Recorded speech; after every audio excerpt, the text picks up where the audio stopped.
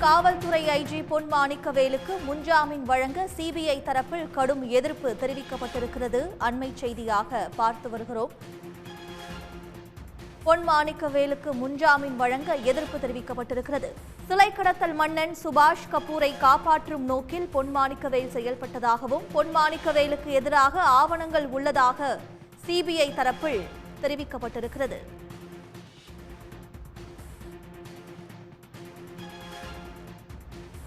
கூடுதல் விவரங்களுடன் செய்தியாளர் ரஃபீக் இணைப்பில் இருக்கிறார். ரஃபீக், விவரங்கள். நிச்சயமாக தமிழகத்தில் பல்வேறு கோயில்களுடைய சிலைகள் காணாமல் போனதாக கடந்த 2010ஆம் ஆண்டிலிருந்து ஒரு குற்றச்சாட்டு இருந்தது. இந்த குற்றச்சாட்டு மற்றும் புகாரின் அடிப்படையில் சென்னை உயர்நீதிமன்றம் சிலை கடத்தல் தடுப்பு பிரிவுகளை நியமனம் செய்து அதில் சம்பந்தப்பட்ட குற்றவாளிகளை கைது செய்ய வேண்டும், சிலைகளை மீட்க வேண்டும் என்று ஏற்கனவே உத்தரவு இருந்தது. இந்த உத்தரவின் அடிப்படையில் சிலை கடத்தல் சிறப்பு பிரிவு அமைக்கப்பட்டது. அப்பொழுதைய காவல்துறை டிஎஸ்பியாக இருந்த காதர் பாட்சா இந்த வழக்கை விசாரணை செய்து சிலை கடத்தல் மன்னன் சுபாஷ் கபூர் என்று சொல்லக்கூடியவரை அவரை வழக்கில் சேர்த்து வழக்கு விசாரணை நடைபெற்ற நிலையில் இந்த வழக்கு சிறப்பு சிலை தடுப்பு பிரிவான ஐஜி பொன் மாணிக்கவேல் விசாரணைக்கு உயர்நீதிமன்றம் உத்தரவு பிறப்பித்திருந்தது. இந்த உத்தரவின்படி ஐஜி பொன் மாணிக்கவேல் சிறப்பு அதிகாரியாக செயல்பட்டு பல்வேறு நடவடிக்கைகளை மேற்கொண்டார். இதில் டிஎஸ்பி காதர் பாட்சா, அதாவது இந்த விசாரணை அதிகாரியான காதர் பாட்சா மீது குற்றம் சாட்டப்பட்டு அவர் மீதும் வழக்கு பதிவு செய்து அவர் கைது செய்யப்பட்டு பின்னர் சிறையில் அடைக்கப்பட்டு ஜாமீனில் வெளியே வந்தார். இந்நிலையில் தான் காதர் பாட்சா ஐஜி பொன் மாணிக்கவேல் மீது பல்வேறு குற்றச்சாட்டுகளை எழுப்பியிருந்தார். அதன் சம்பந்தமாக புகாரும் அனுப்பப்பட்டிருந்தது. இந்த புகாரின் அடிப்படையில் தான் சிபிஐ கடந்த மாதம் பொன் மாணிக்கவேலுக்கு சொந்தமான சில இடங்களில் சோதனை நடத்தப்பட்டு அந்த சோதனையின் அடிப்படையில் சிபிஐ ஐஜி பொன் மாணிக்கவேல் மீது ஒரு முதல் தகவல் அறிக்கையை பதிவு செய்திருந்தது. இந்த முதல் தகவல் அறிக்கையின் அடிப்படையில் தன்னை கைது செய்யக்கூடாது, தனக்கு முன்ஜாமீன் வழங்க வேண்டும், மேலும் நீதிமன்றம் உத்தரவுப்படி இவர்கள் இந்த வழக்கை கையாளவில்லை, எனவே இந்த வழக்கில் எனக்கு எந்த முகாந்திரமும் இல்லை, தனக்கு முன்ஜாமீன் வழங்க கோரிதான் மனு தாக்கல் செய்திருந்தார். இந்த மனுதான் தற்போது நீதிபதி பரத சக்கரவர்த்தி முன்பாக விசாரணைக்கு வந்தது.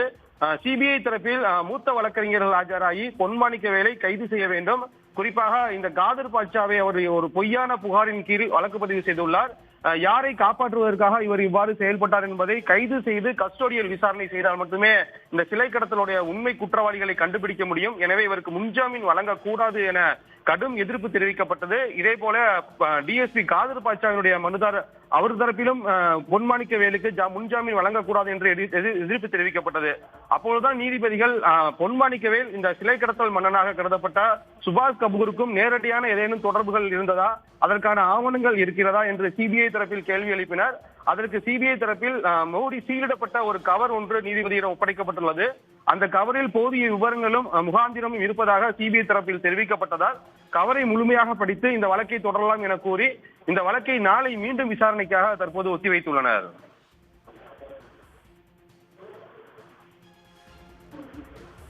ரஃபீக் ராஜா, தற்பொழுது சிபிஐ தரப்பில் என்ன காரணத்தை முன்வைத்து பொன் மாணிக்கவேலுக்கு முன்ஜாமீன் வழங்க எதிர்ப்பு தெரிவிக்கப்பட்டிருக்கிறது?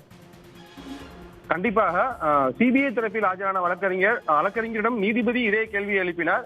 நீங்கள் இவருக்கு முன்ஜாமீன் வழங்க எதிர்ப்பு தெரிவிக்க காரணம் என்ன? ஏனென்றால் இவர் பரபரப்பாக ஒரு செயல்பட்ட அதிகாரி, பல்வேறு நடவடிக்கைகளை முன்னெடுத்திருந்தார், அவர் மீது தற்போது ஒரு குற்றச்சாட்டு எழுந்துள்ளது, அதற்கான காரணங்கள் என்ன என்று நீதிபதி கேள்வி எழுப்பினார்.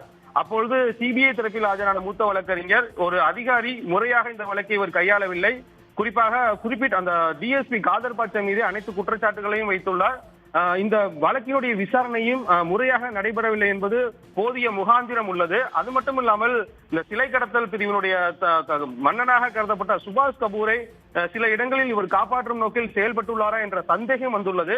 அதனால் இவரை ஜாமீன் எடுத்து விசாரித்தால் கஸ்டோடியல் எடுத்து விசாரித்தால் மட்டுமே உண்மை கண்டறிய முடியும். ஏனென்றால் இவர் ஒரு அதிகாரியாக பணியாற்றியவர், இந்த வழக்கின் சாட்சியங்களை கிளைக்கக்கூடியும், அதற்காக இவருக்கு முன்ஜாமீன் வழங்கக்கூடாது எனதான் எதிர்ப்பு தெரிவித்தனர். விவரங்களுக்கு நன்றி ரஃபீக் ராஜா. உடனுக்குடன் செய்திகளை தெரிந்து கொள்ள சன் நியூஸ் பெல் ஐகானை கிளிக் பண்ணுங்க.